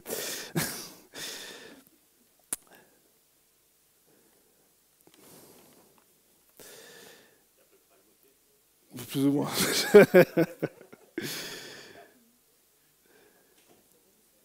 on va essayer de conclure. La racine du mal. On conclut. La racine du mal est donc de ne plus mettre les paroles que Dieu à notre niveau ou en dessous. Elle doit mettre au-dessus. Comme Chava et le serpent vient et joue avec cela. D'accord? Vous ne jouez plus avec ça. C'est-à-dire, je sais que peu importe ce soit le serpent un tel ou un tel ou un tel, je ne laisserai jamais personne parler, de me faire changer de changer la mitzvah en échange de sa mitzvah à lui. Il me donne un ordre, jamais de la vie. C'est d'abord Dieu, toi on verra après. D'accord? Donc revenir à l'essence du service, et donc c'est revenir et comprendre une chose, il est le père, tu es le fils, pas l'inverse. Ni vous êtes fils tous les deux, ni poteau, ni on est amis, machin, on se parle, non, non, non, non. Chacun a sa place. Dieu il est en dessus, je suis en dessous. C'est lui qui décide et je fais. Et c'est ainsi que un bon kippour peut apparaître. C'est-à-dire que ce bouc là que vous avez, qui était donné là-bas, il est acquéri par le Kohen Gadol qui est quoi au-dessus de tous. C'est lui l'autorité suprême. Il est quelque part ton père. Et Dieu il est le père de lui-même, il est le père des pères, si on peut dire ainsi. D'accord? Et donc, maintenant que, c'est quoi, si moi, personne n'a fauté, je dis, mon fils, tu as fauté. Bon, regarde, écoute, on va faire un truc. On va former une équipe. Là, aujourd'hui, c'est moi qui vais faire ton expiation. Le reste de l'année, je ne veux pas devoir bouger. Je vais me charger, là, je vais monter de la montagne. Je m'appelle Moshe, je vais monter la montagne. D'accord? Je vais voir avec Hachem. Par contre, n'allez surtout pas croire que parce qu'une fois que j'ai redescendu, j'ai acquis la repentance. C'est bon, on peut faire la fête une deuxième fois. Gardez-vous de faire la fête une deuxième fois. Je vous le dis. Si c'est comme ça, alors chacun aura payé. Moi, j'aurais payé pour vous, j'aurais pris un bouc ou la prière pour Moshe à l'époque comment on pourrait dire, du veau d'or. J'aurais pris la prière, le jeûne, etc. Je ne mange pas, etc., etc. Et en échange de ça, je vous demande une obéissance. C'est pour ça que lorsque les Bnei Israël, ils n'ont pas voulu prendre la terre d'Israël, il a dit là, non, le contrat, il était comme ça. Soit vous faites pas d'autres dieux, donc vos histoires de vos envies, vous avez peur, etc. Ce n'était pas le contrat. Déjà, le veau d'or, on avait fait une équipe. On avait dit, c'est moi qui vous... Je demande le pardon au nom de Dieu, et vous obéissez. Et là, vous obéissez pas. C'est pour ça qu'Hachem, il a dit, ils veulent pas prendre la terre, c'est fini, ce sera 40 ans dans le désert. Voilà, désolé d'avoir pris un peu long, mais voilà.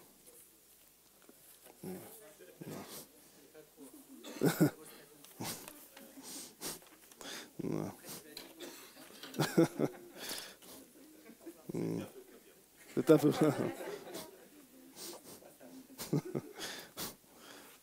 Désolé. Attends, je te ramasse. Je t'apprends.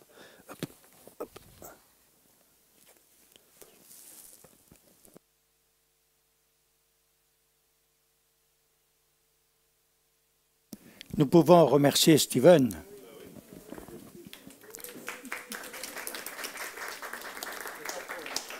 Ça lui a demandé beaucoup de recherche et en même temps, il y a mis le cœur. Ce qui est vraiment à retenir, c'est la compréhension de ce que signifie la transgression des commandements de Dieu, qui ne sont pas simplement des avis personnels sur les commandements de Dieu, car c'est un peu le résumé,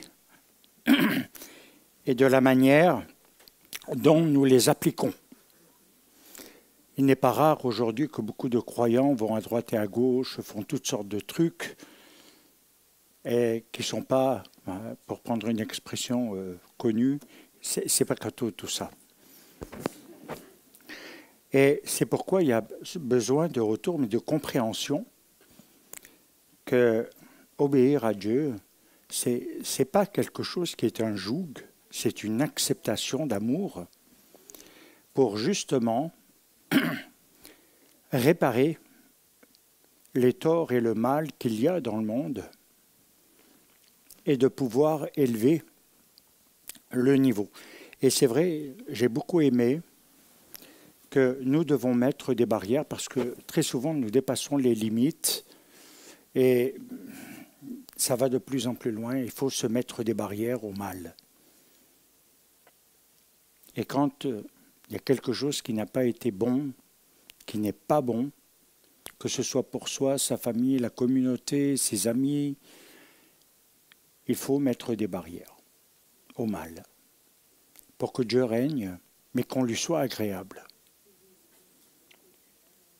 Et c'est vrai qu'on serait là dans le moment où il y aurait un moment très particulier dans l'office de Kippour concernant les deux boucs.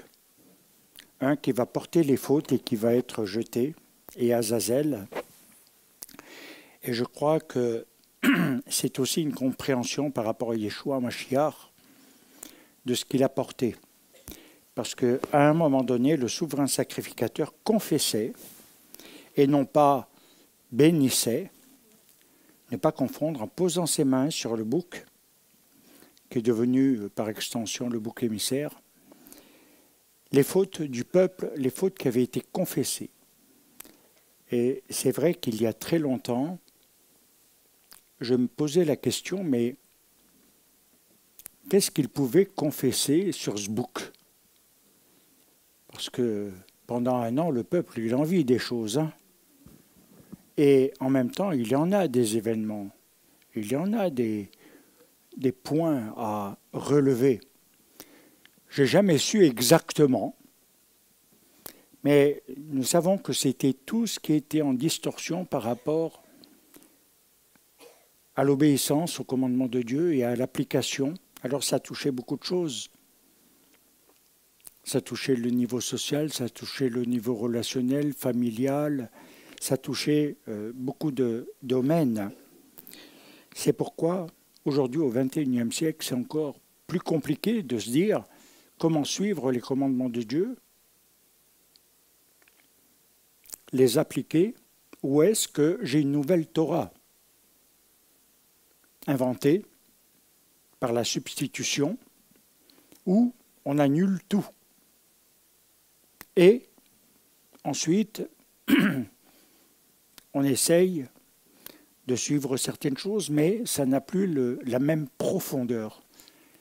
Yeshua a porté nos fautes, c'est Ésaïe 53, qui est véritablement en relation avec Yom Kippour. Et il nous dit qu'il donne une nouvelle génération, des temps nouveaux et des jours nouveaux, et qu'il prolonge ses propres jours. Et je crois que nous ne devons pas mépriser le sacrifice de l'accomplissement en Yeshua. Mais bien au contraire, comprendre qu'il a tout accompli selon la Torah, selon les commandements de Dieu, et qu'il n'en a transgressé aucun.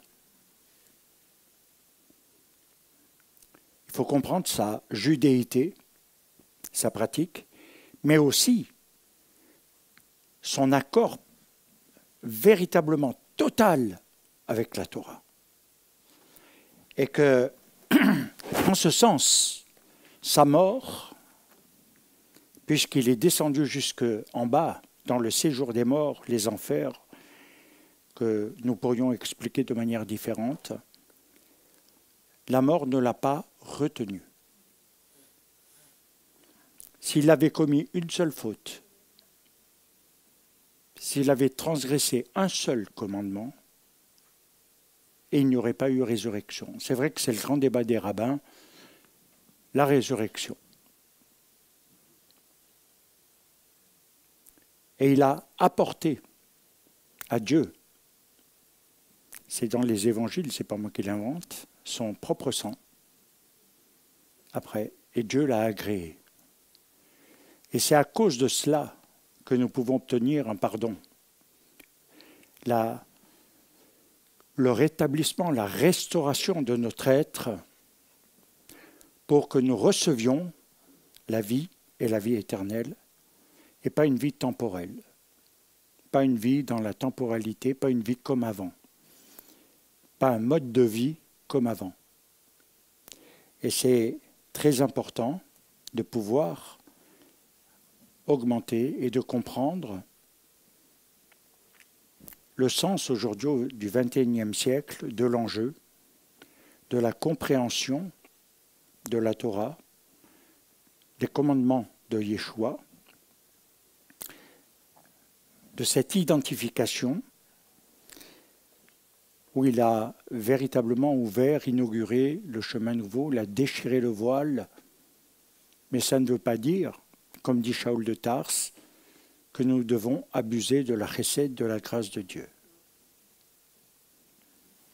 Et que ce n'est pas parce que on veut mettre un niveau supérieur En musique, c'est pas parce qu'on veut mettre un niveau supérieur que ça va nous donner le moyen de nous excuser de tout ou de dire on est faible, mais il faut vaincre. Et c'est vrai que ça demande. Alors c'est vrai que moi, en tant que juif ayant découvert Yeshua Mashiach, ça bouleverse les concepts et le mode de vie. Et en même temps, ça nous démontre le plus grand niveau, le plus haut niveau de la miséricorde de Dieu, où il s'est donné lui-même. Et quelque part, parfois le langage est un peu light, léger quand on parle du Messie. Par rapport à beaucoup de choses, il devrait y avoir un respect. Vous savez, moi, ce que j'ai admiré chez les rabbins, admiré dans le passé, c'est de voir que quand ils sont vraiment devant le Seigneur, ils ont un respect de Dieu. Mais un respect profond. Il y a quelque chose qui émane et où ils se consolident dans leur communauté.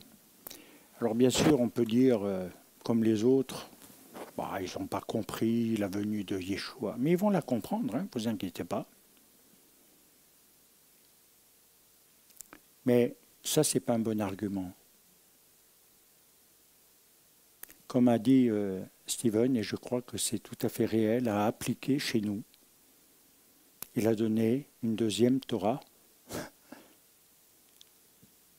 En Yeshua, nous avons l'accomplissement de cela, mais pas encore une nouvelle Torah, un nouveau testament. Ça n'existait pas ce terme dans le passé, dans l'Antiquité. Non. C'est venu au IIe siècle, cher bien-aimé. Et là-dessus, je suis incollable. Et c'est important de savoir que Yeshua a véritablement accompli, d'abord pour les brebis perdues de la maison d'Israël,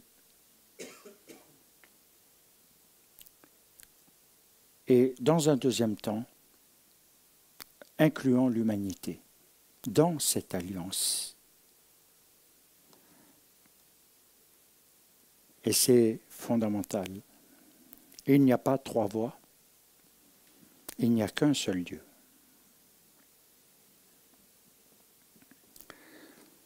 Donc maintenant, nous allons avoir ce temps abrégé, bien abrégé, David,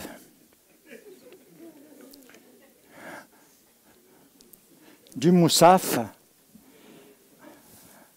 qui est une partie importante dans l'office de Yom Kippour, où justement on envoyait ce bouc sur lequel on avait imposé les mains et pris le sang, et on l'avait envoyé loin dans le désert.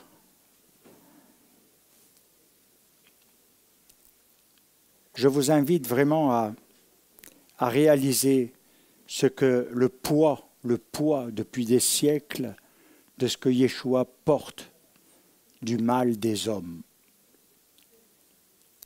Et encore plus peut-être aujourd'hui qu'on ne l'imagine.